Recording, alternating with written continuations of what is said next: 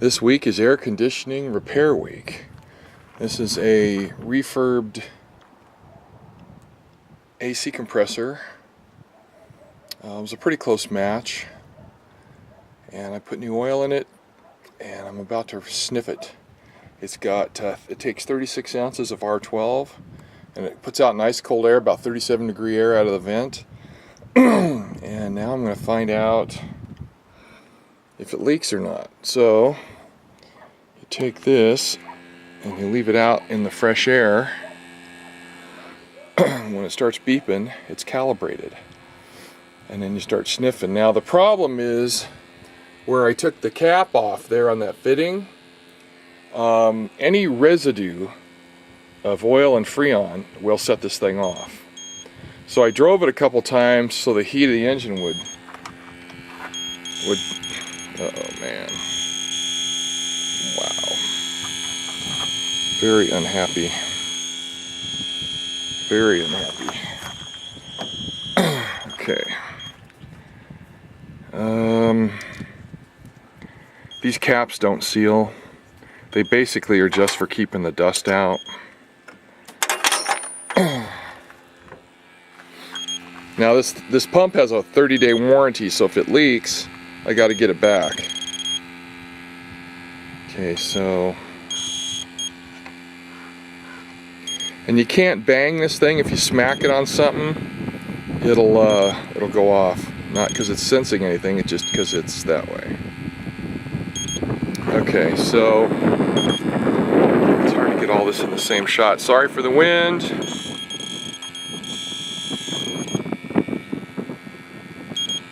Okay.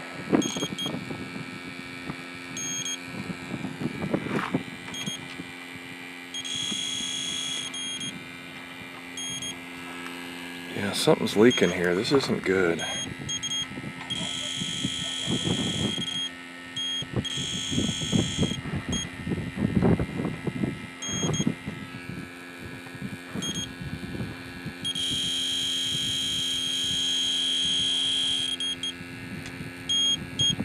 Sometimes what will happen is if there's one leak, like the other day, I had the equipment all hooked up to this port, and because it had fresh freon going in and out of it, it showed leaks everywhere. Kind of like right now.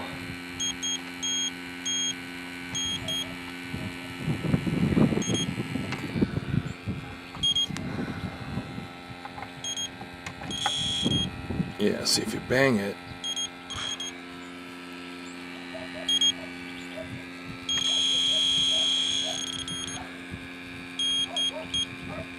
What it's doing, that pump noise, is it's sucking in air very slowly through a filter.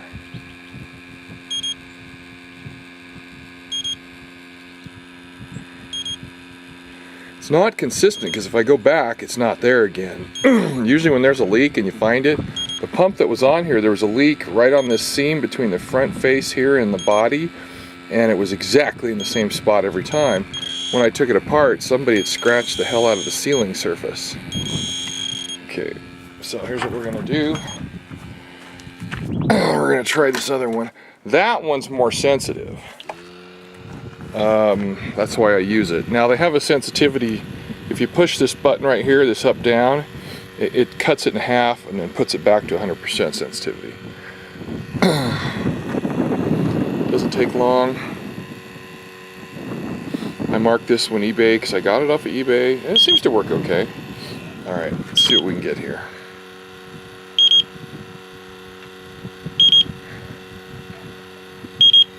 Let me show you that desensitizing. Watch the LEDs. Okay, that's desensitized. That's normal. Okay, here we go. Sometimes if this black hose that's on the end of this thing isn't tight, it'll act spastic like the other one.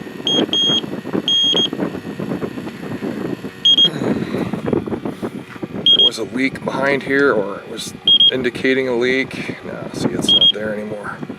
Here's the fill plug.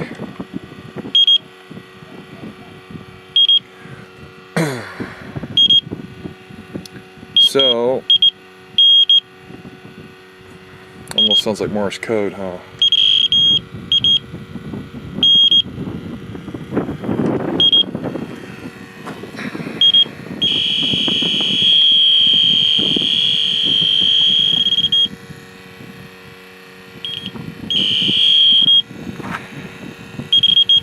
Trying to get it all in here in one shot. See, if I hold it still and I'm not bumping it, it's okay. Oh. Alright, hang on a second. Make sure that thing's tight.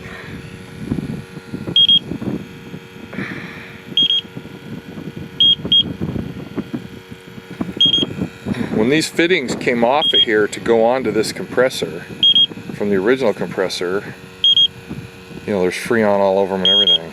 That's why you drive it around to burn off the freon residue.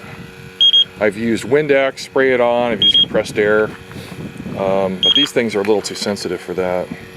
Okay, now, this one passed the other day. Let's see if it still passes, because now it's got full pressure in it. This hasn't been running today, so the pressure drops to like 30 or 40 pounds on both sides, the high and the low side.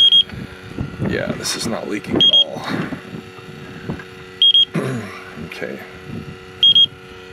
So the only areas that's kicking it. God, that's annoying. Woo! How about if we turn the sound off and just watch the LEDs? I use the sound because it's really useful.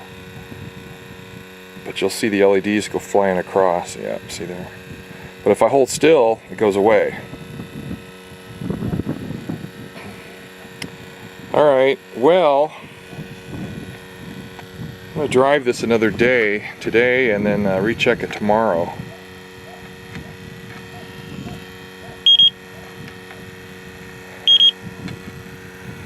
So I put the cap back on and the the residue is not exposed. Oil in these air conditioning systems holds freon, and it just it creates a giant leak just because it's you know, splattered somewhere else. That's why you have to clean everything up real carefully. Okay, so that's good for right now. Alright, so the next step is we're gonna go and I'll show you the other, and because I'm too lazy to edit all this, see, rain clouds, see that? It's cold out, man. It's only like 70 degrees. Yeah, in the desert, man, we all be wearing parkas at 70 degrees. Okay, you hear that?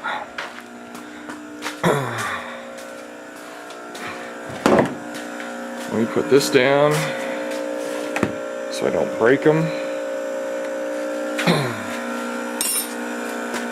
That's a freon pump, and what it's doing is it's pulling a vacuum on the gauge set, which is pulling the vacuum on the AC compressor. So that way it's you know, it removed all the freon, pumped it into that bottle, and now it's evacuating it, which I really need to stop it. So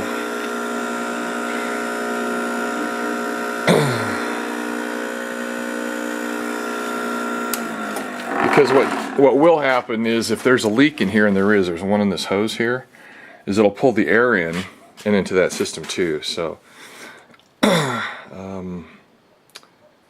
alright, let's close this off. This is an old propane bottle. There we go. And I put some fittings on it. I should have cleaned the inside of the propane bottle, but I didn't want to waste all. This is an R12 system because this is a 1986 Jeep XJ, and somebody put R134 in it, and it's just not a good conversion on older vehicles. So I put R12 in it, and it'll put out some frosty air conditioning. So anyway, it's air conditioning day, or air conditioning repair week. I've been doing this for a few days. I just got to this one yesterday. The other one took me days. But I got that off of eBay, got that off of eBay. I was lucky the pump came with 3 hoses, and they all work. They're all Yellow Jacket hoses. They're good quality. They're older, and they're not color coded like these other ones are, but it works good. So the only thing that's wrong is I put a tag on here. This thing sits, when there's no pressure, it sits at 40 psi. So you always have to subtract 40 off the reading. And it's really low, which means the it's just about done pumping what it has inside of it into here. And since this one shows a vacuum, see the green area? Shows a vacuum, that means from here up, it pulled all the freon out and pulled a vacuum on it. So the meter shows minus 19.79 inches of mercury. And that's exactly what you want. This side is closed off, so we're not using it. But that's how it works. And, you know, saving freon's a good idea. Anyway, that's it for now. I am going to take this hose off. This is the suction side hose. It leaks where these clamps are holding it in place. It leaks right there. And I'm going to take it down to the radiator shop in town, and he's going to he'll cut it off here, crimp on new ends, and then braze a new pipe on and a new hose. And then I'll have a fresh new leak-free hose. And that would be good, because freon's expensive and this isn't fun. And you need your air conditioning working good out here in the desert, because it can really get your health. Now we're kind of past the hot part of the year, and this one I didn't mess with all season because it worked. It didn't work great, but it worked. The Dodge took a crap, that Jeep I just showed you took a crap. It was awful, but this worked, so I didn't mess with it. Now the one I just showed you is working good, and if I need air conditioning, I drive that. Alright, here we go. Here's the whole show. That's it for now. See you, bye.